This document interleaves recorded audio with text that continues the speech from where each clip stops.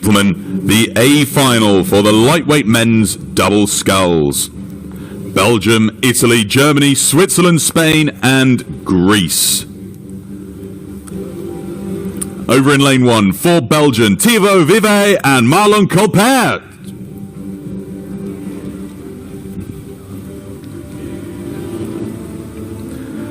In lane 2, representing Italy, Niels Torre and Giuseppe Di Mare.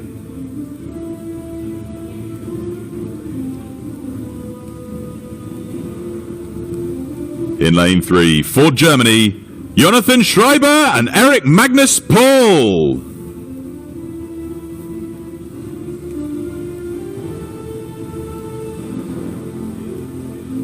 In lane 4, for Switzerland, Matthias Fernandez and Jan Schäuble.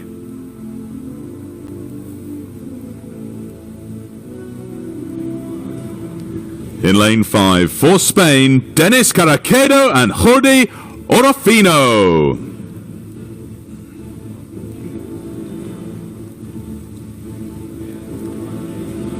And in lane 6, for Greece, Petros Kaidatsis and Antonios Papakonstantinou.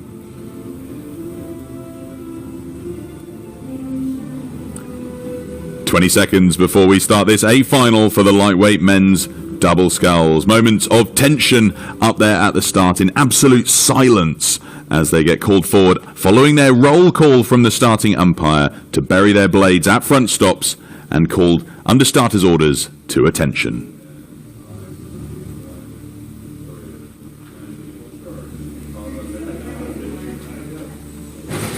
Here we go, we're underway with the A final for the lightweight men's double sculls. Looks like a good start here as we look in on the Greek athletes on the near side. 50 strokes a minute, the Italians up at 53. All of these athletes desperately eager to make the podium in this A final for the lightweight men's double sculls. But Robert, it's a rapid start for the Spanish. Yeah, the pace is always fast and furious, isn't it, in the lightweight men's doubles? High rates of striking, very much the hallmark of this particular boat class, not just off the start, but all the way down the course, and close verdicts are the result. We're 250 metres in, and it's Spain making the early running ahead of Greece, who are slipping back because Germany and Switzerland are forging through in the centre lanes. Yeah, it's so close here off the start. We just saw such a dominant performance from the Swiss crew in the lightweight women's double. This Swiss crew here also sitting in the center lane with one of the fastest qualifying times coming into this race. But right now they're just working their way through the pack. We've got to keep an eye on the Italian crew on the far side. They're also going with the Germans. So right now it's level up there at the front of the pack. Italy, Germany, Switzerland, and Spain, Robert. Yeah, 4 doubles right up there. I said it was going to be close.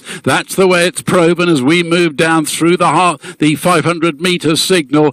Nothing to pick between those 4 leading contenders.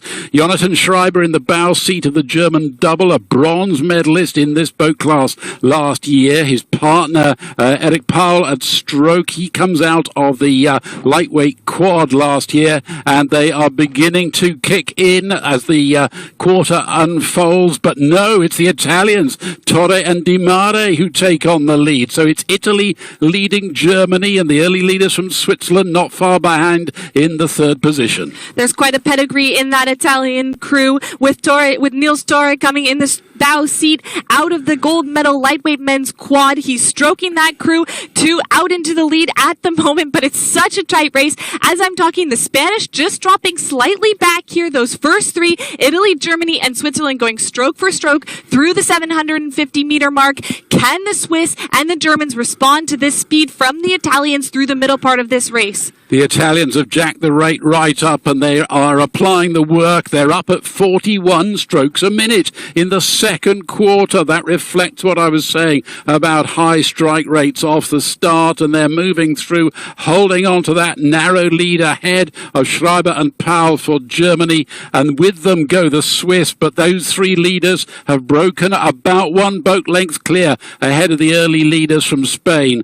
Spain, Caraquedo and Orofino slipping back against the pace that's being set by the 3 leading contenders. We're approaching the halfway mark, and it's Italy Italy holding on to the gold slot by a whisker ahead of Germany. These crews absolutely digging in, going into the third quarter. This will be the time that some of them try to make their move, try and establish their place before they go into the final sprint. We've seen the places change in the last couple hundred meters over these races, but at this point, Germany's making a bit of a push up on Italy on that far side. Switzerland trying to maintain contact, and they haven't broken quite clear of the Spanish, who maintain that all-important contact. They might just be able to push back up if they can shift into another gear. Well, shifting into another gear are Germany, because they've taken it up to 39, and they've just got their bow ball in front of Italy, who've responded at 41. What a cracking race this is turning out to be. We are 1,200 metres in, and it's Germany forging ahead. Still Switzerland hanging on in the bronze medal slot, and now the three leading contenders break clear of Spain, who are falling back. There's a little margin of clear water between the stern of the Swiss boat and the bow ball of the Spaniards. 1,300 metres gone, and Germany have kicked in again. Half a length up for gold. Yeah, Germany trying to make their move here, coming into the final stages of this race, but Switzerland to me are looking quite calm and controlled. They might have an extra shift into that final sprint. Italy's been riding so high this entire race. I wonder if they'll pay for that as we get into the final meters here, but Germany's trying to keep that lead. They've got half a boat length up. Switzerland is pushing as we come into the final 500 meters of this race. I think you're right, Gillian. I think Italy are paying the price for that high rate through the middle half, because Switzerland have now drawn level and are squeezing into the silver medal slot with 500 to go as Germany continue to pound down the course at 41 strokes a minute. Well, I'd written off the Spaniards about 250 back. They're trying to come right back into the picture now with 450 metres of this race remaining, and Italy have responded to that Swiss push and are just charging along on the far side of the course. Oh, this is fantastic. They've taken half a length off the Swiss in about 20 strokes. They've got an overlap on the stern end of the Germans, moving through with about 300 to go. What an incredible race from the Germans here. They're extending their lead into the final sprint. Switzerland raises the rate. Italy raises the rate. These three boats charging into the finish line, Pete.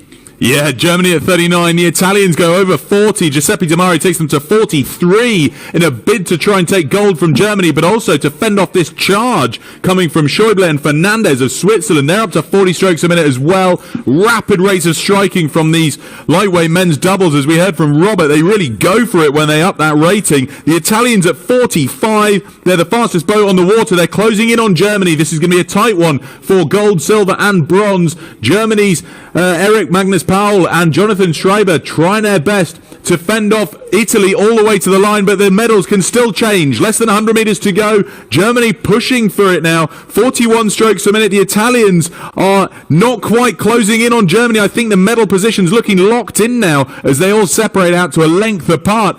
Germany coming in to cross the line. The under-23 2019 World Rowing Champions in the lightweight men's double. They take gold, a length ahead of Italy for silver. Bronze goes to Switzerland. Fourth place, Spain. Fifth place, Belgium. And then coming in for sixth, we have Greece.